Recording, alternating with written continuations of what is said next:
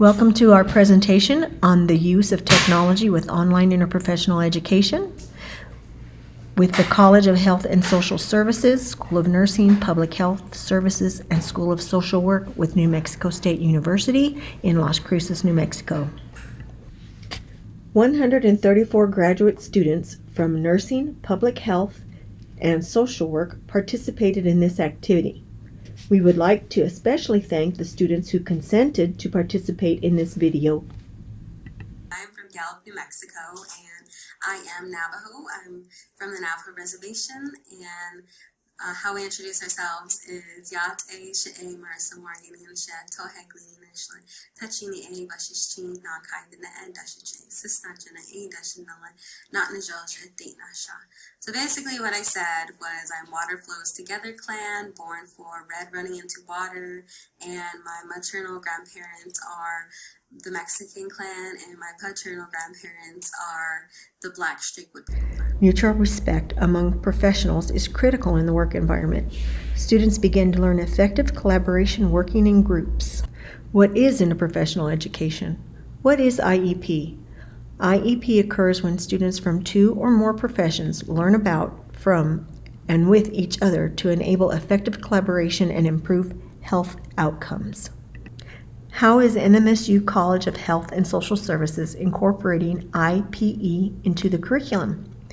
Level 1, exposure. Level 2, immersion. And level 3, integration. Everybody, my name is Ricardo Miramontes, and I go by Rick. I am currently a soldier in the United States Army and have been for the last 17 and a half years. I am a combat engineer, which has absolutely nothing to do with health or public health. However, I am a first-year student. Graduate students from each discipline, nursing, public health, and social work, were divided into 12 groups composed of students from each discipline.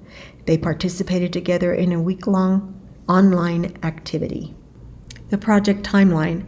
The activity began on Wednesday, September the 4th, 2019, and ended on Wednesday, September the 11th, 2019. The discussion guidelines include the students will access Flipgrid to their assigned student groups, record a brief introduction in the assignment groups. This is a meet and greet activity. View the health video Future Crunch. Complete a discussion as listed in the Flipgrid instructions. The format is a video. Please remember to respond with professional standards. If you disagree with another student's discussion viewpoint, be constructive and respectful without sarcasm. And you can critique a position and not the person on an issue. Post responses at least for 4 students in the group as a requirement. Complete a short survey after the activity. The link will be sent to Flipgrid was the online platform for recording and viewing videos through Canvas for this activity. Flipgrid functionality. Flipgrid is available to use on all platforms, web, iOS, and Android. Educational connection app. It's an app available through App Store and the Google Play Store. Does not feature any in-app purchases or advertisements. Flipgrid can be embedded into an LMS such as Canvas courses. This slide has the information from Flipgrid as a student guide for them to access and develop and post their discussion. This slide shows the student assignment page in Flipgrid. When the students access their assignment, the first screen that comes up on the computer will be this one with the assignments listed. The students watched a 50-minute video on The World is Not on Fire. The following is an excerpt from the video, and we would like to thank Future Crunch for allowing us to use the video. With the media screaming bloody murder and our social media feeds filled with abhorrent stories of our fellow human beings, you'd be forgiven for thinking that the world is going to hell in a handbasket. But you'd be wrong. So, why do so many of these positive news stories come as such a surprise to us? Well, neuroscience gives us some insight. The alarm bell of our brain, a small bundle of nerves called the amygdala, uses about 2/3 of its nerves essentially to look for bad news. It's primed to go negative.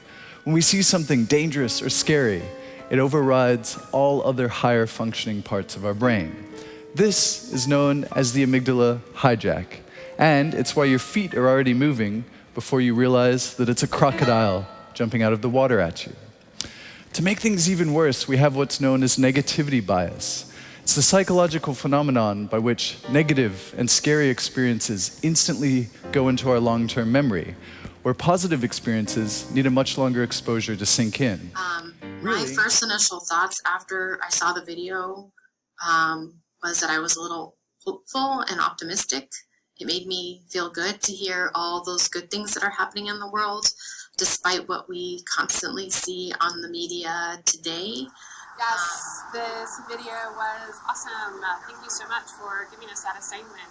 I'm trying to figure out how it ties into the interprofessional course, and I'm thinking it has to do partially with the fact that this organization, Future Crunch, is a mix of a lot of different disciplines coming together in order to problem solve. Right, but And I do agree with like the how the media kind of controls the way society thinks, because I actually remember like growing up, I would watch the news and I'd always tell my parents it's the same news over and over again. It's so sad. Like anything sort of run out of energy. We become like stuck in this feeling of like nothing can be done, right? So I really loved the video, and I really was touched by just sort of the idea of changing your perspective or changing how much energy you spend looking at the problem versus looking at the solution. That's all about what interprofessional teams are about, is coming together in order to reach that end goal of making things better for everyone. In the video, I appreciated them talking about our how news is presented and how it's addictive, and that it's specifically presented that way because it keeps people engaged and interested.